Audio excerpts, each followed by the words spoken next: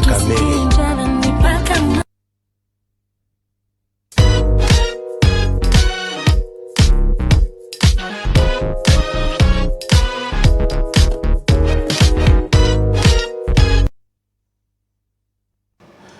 Premier invité avec nous sur ce plateau, Mardoché Nsele. Bonjour. Bonjour Fabien. Comment voulez-vous qu'on vous présente? Coordonnateur national de la nouvelle génération pour changement, une grande structure qui a pour objectif soutenir les actions de la présidence institution qui rentrent dans le cadre de la lutte contre la pauvreté, le tribalisme et la corruption. Mais surtout, combattre aussi les abus inhérents à l'exercice du pouvoir pour la promotion des valeurs et la renaissance d'une nouvelle citoyenneté.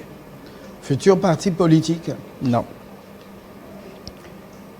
Vous le dites bien, donc il n'y a aucune ambition. J'assume même. Parce qu'on voit ce dernier temps beaucoup de jeunes gens, ils sortent de leur formation politique. Ils créent chacun ce wenge.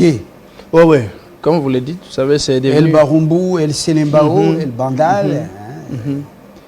Mais la nouvelle génération aujourd'hui construit une grande école. Je préfère bien demeurer à la tête de cette structure comme association qu'un parti politique. Une école? Oui. Est en construction? Non, c'est une école. Ah, c'est une école idéologique. Bien sûr. Je pensais une école en construction. De votre prise en charge. J'allais demander d'où viennent les sous pour construire une école. Parce que... Non, c'est ça. Une école idéologique, comme vous le dites. Parce que le problème, c'est aider plus la jeunesse à identifier le vrai problème et connaître réellement le rôle que nous pouvons jouer au sein de notre société pour servir notre... Nous allons parler de la redevabilité, cette culture qui s'installe quand même au Congo. C'est l'exercice auquel se livre la chef de l'exécutif du Lualaba intérimaire, Fifi Masuka.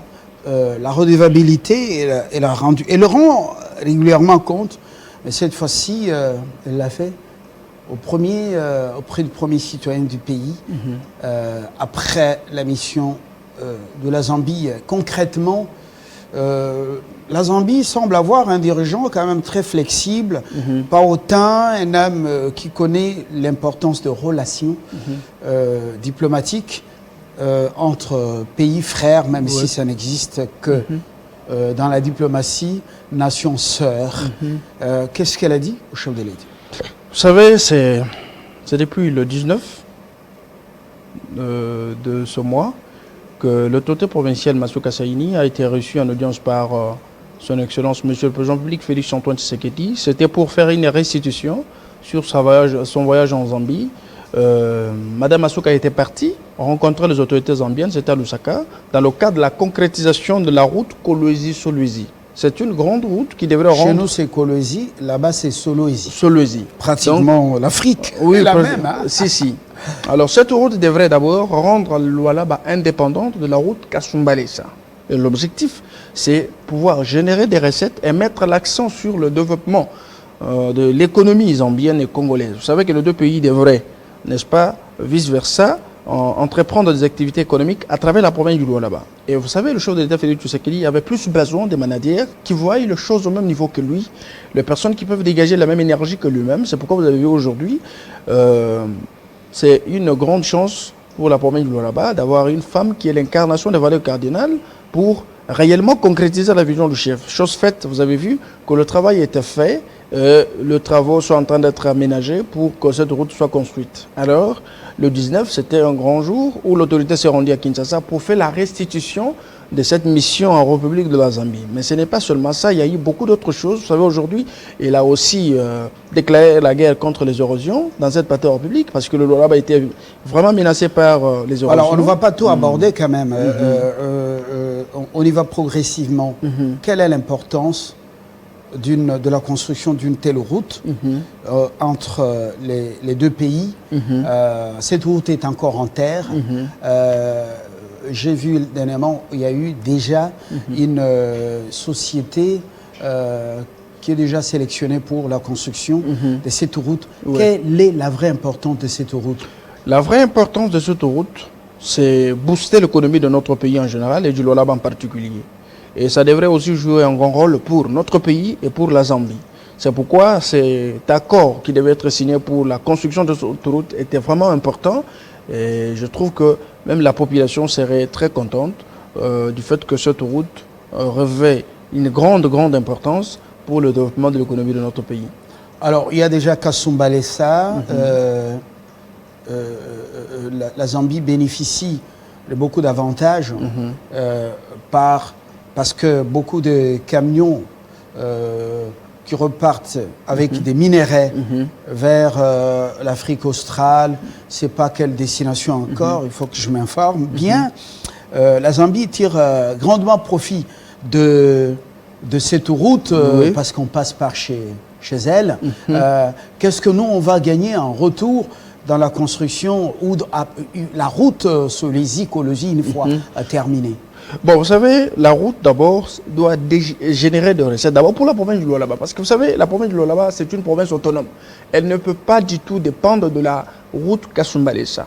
Vous savez que automatiquement, même les taxes qui seront vendues, perçues sur cette route, vont directement dans les comptes du Trésor, dans les comptes de la province. En même temps, ça va favoriser, n'est-ce pas, les activités économiques entre la Zambie et la République démocratique du Congo à travers la province du Lualaba. Et puis non seulement ça, vous savez qu'il y a la construction de la R139.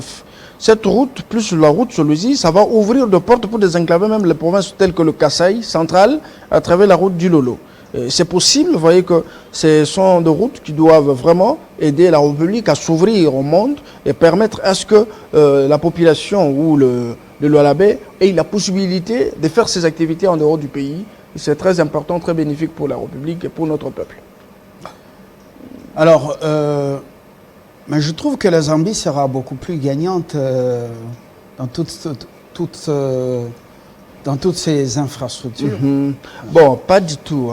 Pas du tout. Vous savez, sur le plan économique, je voudrais soulever une question très importante. Vous savez que le Congo importe presque tout. Mais aujourd'hui, avec Masuka, il y a un projet de 5000 hectares, n'est-ce pas, de champs.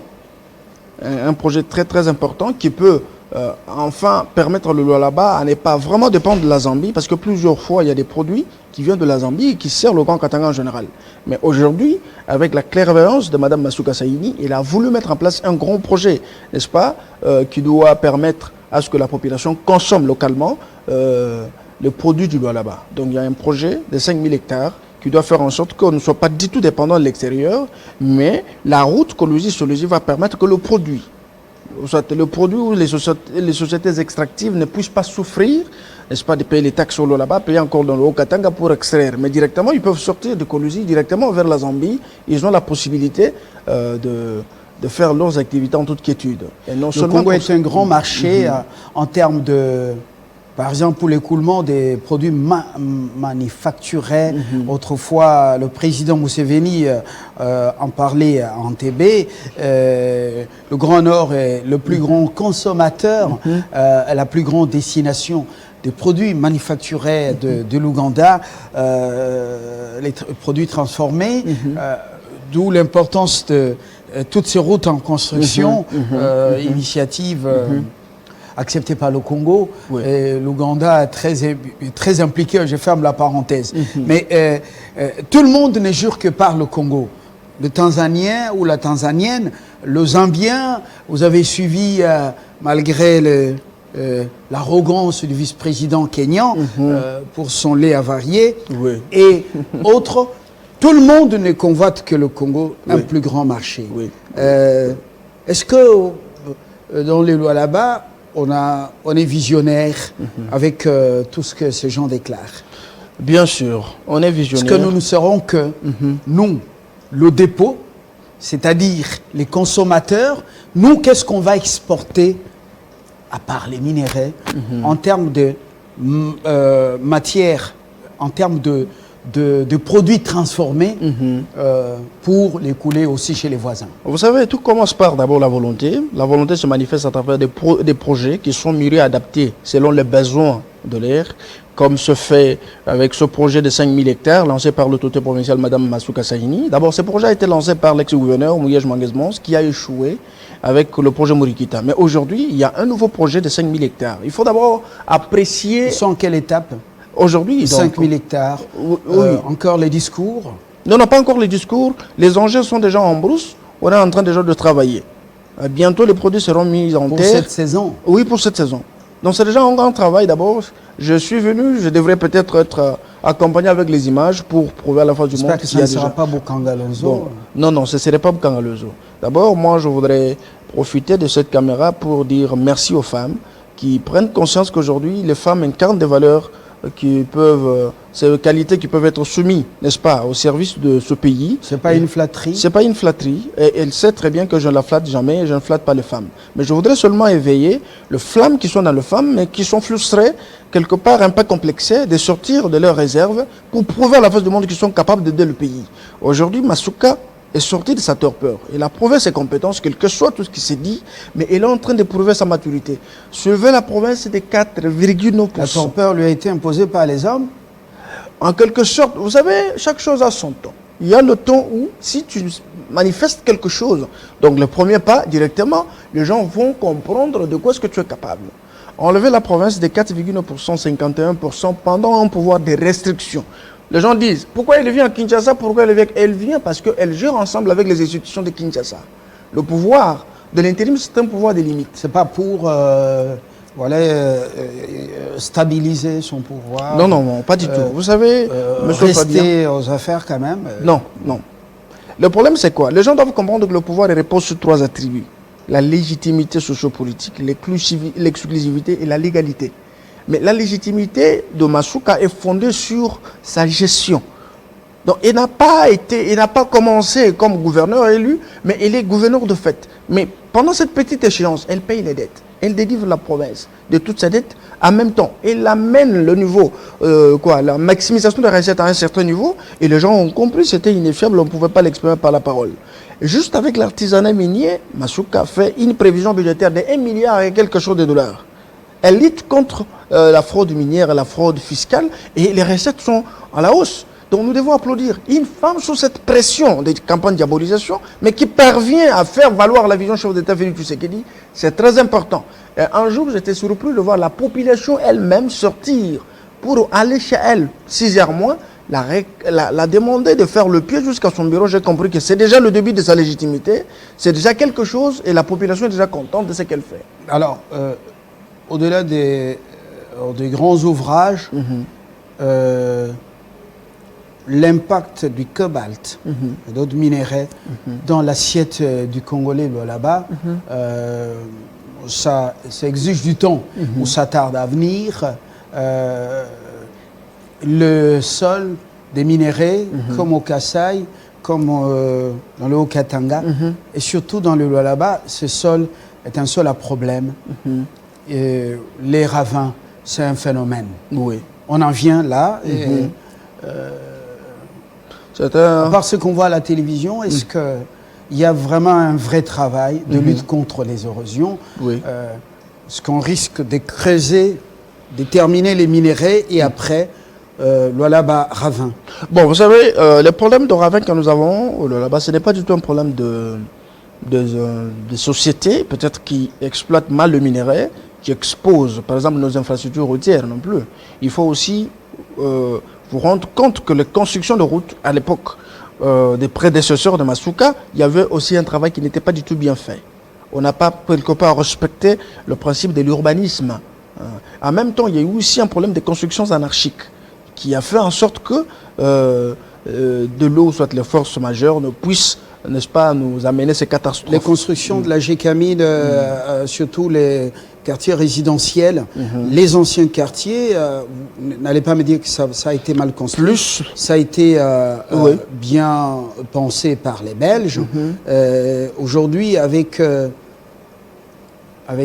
l'exploitation à grande échelle des minéraux, même ces résidences sont menacées. On se souvient de la démarche de Kasseya. Jean-Marie. Les sociétés d'exploitation minière sont accusées. Le volet environnemental constitue aussi un souci. Heureusement que l'exécutif s'y est impliqué.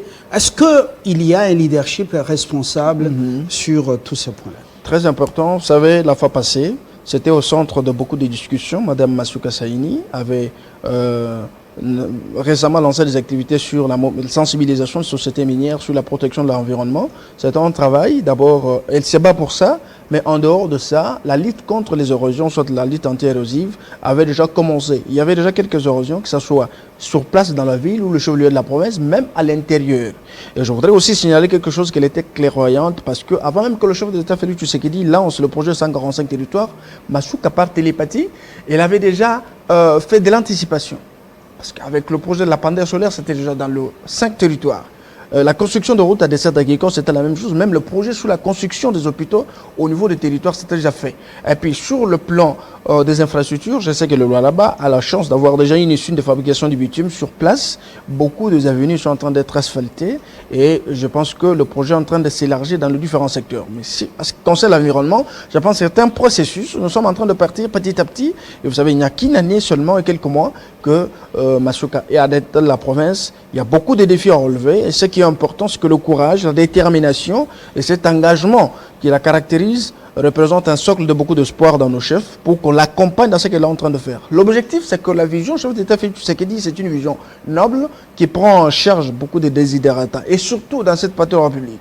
Vous avez soulevé quelque chose avec les constructions de la GECAMINE. Je sais que la GECAMINE avait fait un grand travail et je pense aujourd'hui, avec le monde que nous vivons, il y a beaucoup de gens qui font des constructions qui ne sont pas du tout bonnes. On termine par là, quand elle a pris l'intérim, elle a brillé par... en fait, elle a mis en évidence beaucoup de secteurs dans lesquels la pauvreté battait le record en contraste avec la fortune que produit la province, en contraste avec les richesses minières de la province. Depuis là, pensez-vous que toutes ces écoles dans lesquelles les enfants étudient, même les salles, dans l'arrière-province, la ville menacée, contraste avec loin de ces immeubles qui poussaient. Est-ce que maintenant, les défis sont-ils relevés C'est une bonne question, M. Fabien. Moi, je pensais peut-être que vous alliez commencer avec ça au début, mais je sais qu'aujourd'hui... Bon, ben, j'ai ma démarche. Bien sûr. Après, quand Mouyeja a été, voilà. Vous savez, la plupart... de côté, elle a essayé de faire voir qu'il y avait la souffrance. Est-ce que maintenant, les choses ont changé? Oui. Je suis en train de m'expliquer pour quelques minutes, je sais que nous sommes en train de shooter. Mais vous savez, le bâtiment qui poussait comme des champignons là-bas, ce n'était pas pour l'État, c'était pour les privés. Aujourd'hui, nous avons la chance d'avoir une femme. Je me répète encore que je ne flatte pas Fifi Masuka là où elle est. Je suis en train de dire la vérité. Qui construit quand même pour l'État. Et il y a eu beaucoup d'autres projets, nous applaudissons, qui ont été lancés par le gouverneur, l'ex-gouverneur Mouyej, suspendus, mais qui ont été achevés dans une échéance réduite. 2-3 mois et les bâtiments étaient... L'aéroport, mais la Regard, qui est en train d'évoluer à pas de gens. Il y a aussi la résidence du président de la République qui est presque finie. Est-ce que c'était une priorité, la résidence du président de la République dans le coin? C'était une priorité. Pourquoi? Parce que quand un chef de l'État se déplace pour le Lualaba, c'est 110 millions. Mais c'est un luxe déconcertant. Le président ici, il reste dans une villa, je crois, de trois pièces.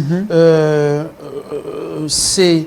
Le premier président a resté habité dans une maison comme ça. Vous connaissez, ces maisons ont été construites lors du sommet de l'organisation de l'unité africaine. Pas encore UIA. En quelle année? Sous feu maréchal. Vous voyez les villas? Maintenant, de là, là où il habite, vous voulez lui construire une résidence somptueuse. Est-ce que c'est pas quand même un luxe déconcertant quand on regarde le vécu des Lualabais, des Congolais du Lualaba, avec ce qui est construit là-bas? Vous savez, construire les édifices pour l'État, c'est une question de volonté. Et tout animateur des institutions n'est pas seulement animateur de volonté. Est-ce que c'était une priorité? Une priorité. L'achevet. Oui. Une priorité, pourquoi? Parce que c'est aujourd'hui Masuka qui a la volonté de construire la résidence pour la présidence, mais pas pour le président de la République, l'animateur de l'institution. Parce que l'institution révèle un caractère de Le président a une résidence dans chaque province du pays. C'est très important parce Il a que... une résidence. Oui. C'est connu. Oui, oui. Mais alors, par rapport à sa résidence de l'Union, la cité de l'Union africaine, c'est un homme qui peut rester...